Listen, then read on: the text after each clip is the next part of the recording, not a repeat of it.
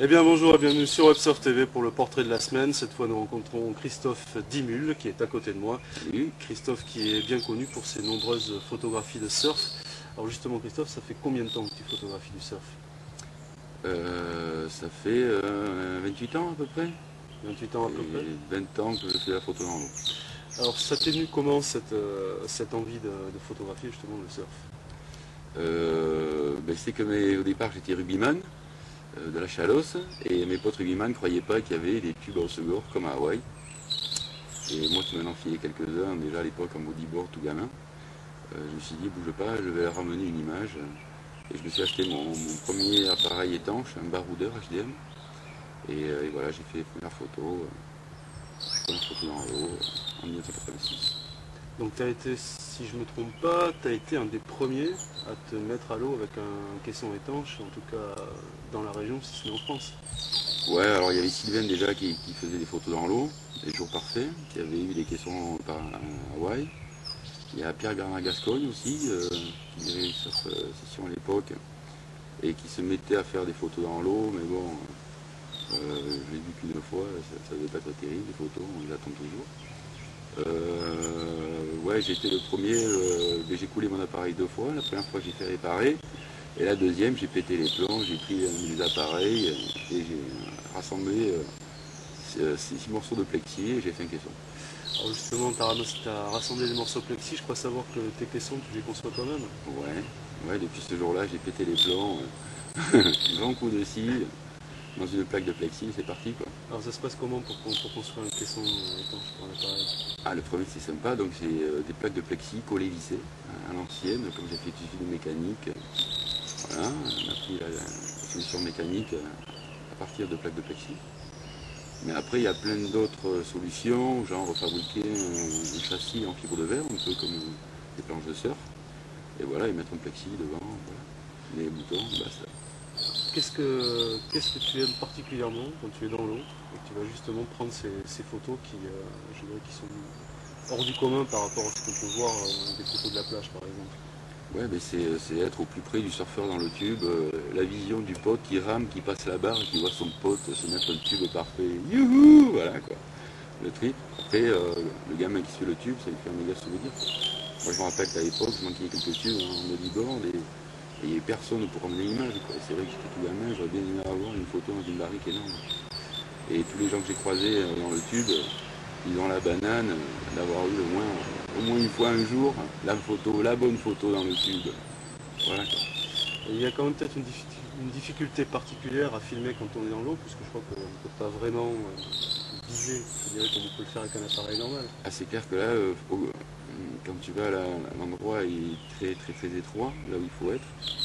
Et c'est très très dur d'être dans cet endroit-là avec un œil dans le viseur. Donc c'est pour ça qu'en photo, tu fais la photo jugée. Là, tu te places, tu regardes un peu où t'es et tu shootes au jugé. Après, ce que je trouve beaucoup plus dur, c'est de filmer dans l'eau, où là, tu es obligé d'être placé au millimètre dès que le gars a fait son take-off, parce que toi, tu es en train de filmer. Et tu filmes tout au take-off, et c'est là qu'il faut être placé. C'est là pour moi, la vidéo est très très très dure dans l'eau, parce qu'il faut beaucoup d'expérience pour être placé au millimètre, tout en regardant à travers un viseur de grande angle de caméra. Quoi. Toute une technique.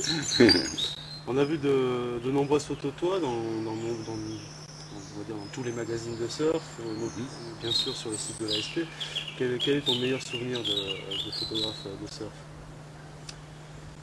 Mon meilleur souvenir, je crois que c'était Hawaï quand même, c'est vraiment incroyable. J'ai passé 2-3 ans là, très, très sympa quoi. Avec des jours parfaits, mythiques. J'ai compris ce que c'était que pipeline parfait. Il y a 12-15 pieds d'un côté et pour passer la barre, c'est comme s'il y avait 2 mètres. Tu vois. C'est vraiment tranquille, la vague est archi parfaite et vas-y, une série rentre, vas-y, prends-en une. Quoi. Non, vraiment sympa, très. Des sensations intenses et tout, je sais pas, il s'émane quelque chose de ces îles, un peu magique, je trouve. C'est assez space, ouais. Donc Christophe, on sait que tu es quelqu'un de proche de la mer et je crois d'ailleurs à ce sujet-là que tu as une autre passion en relation avec cet élément. Ah ouais, c'est clair, j'ai une nouvelle passion qui est la voile, que je pratique depuis une quinzaine d'années. Et là, c'est bien, ça me tient à cœur de hisser haut le pavillon gascon devant tous les petits vieux du port qui font les malins et qui nous prennent vraiment pour des des enfants de cœur et vraiment des mauvais marins. Et voilà, nous on leur prouve en gagnant les régates qu'on n'est pas si mauvais que ça. Je crois d'ailleurs que vous venez d'en gagner une récemment. Voilà, cette année on s'engage sur le trophée Euskadi à fond et on vient de faire la gaviota là, pendant 18 heures et effectivement on a gagné. Et alors vous avez gagné, ça s'est passé comment? Parce que c'était pas forcément évident au départ. Ah mais il n'y a rien d'évident en régate, c'est justement tous les bateaux ont des coefficients pour se remettre à niveau, toutes les chances à égalité et donc il faut se battre. On a pris une tactique toute la première moitié de course qui n'a pas payé.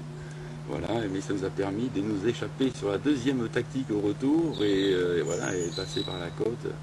De nuit tous les chats sont gris et à la côte on a eu du vent, ils n'en ont pas eu. Voilà, et on est arrivé au port, au petit-déj. France. À part ça, tu as des projets photos ou voile pour l'avenir?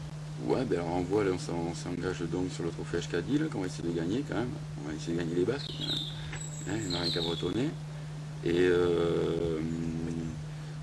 Ouais, puis alors voilà, je vais passer. J'ai cassé mon téléobjectif là sur les compétitions. La mise au point ne veut plus fonctionner, elle est usée, elle n'en peut plus. Donc voilà, je vais repartir photographe aquatique. Vous allez me revoir dans les tubes. Voilà, et comme j'ai la question en photo-vidéo, vous pourrez voir ça en vidéo sur ça. Ça va être fantastique. Hein, peut-être sur westsurf.tv. Oui, ça sans problème, il n'y a pas de souci. Et alors une dernière chose par contre, et ça, tous ceux qui le connaissent le savent, c'est qu'il y a encore une autre passion de Christophe, c'est ce qu'il a dans les mains. Il s'appelle un ukulélé. Tu veux en jouer un petit peu pour nous? Petit bœuf? Allez. Allez. On est dans les îles, on est arrivé? Allez.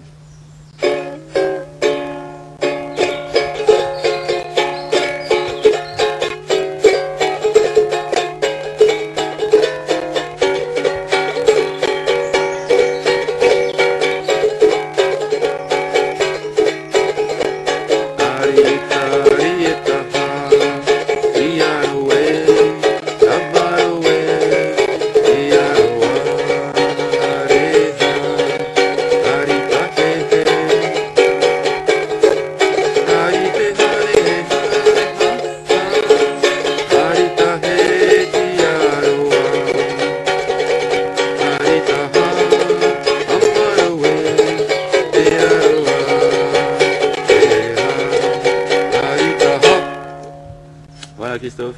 Voilà, c'est terminé. Je te remercie Christophe d'être venu. Salut. À bientôt. Bonne journée.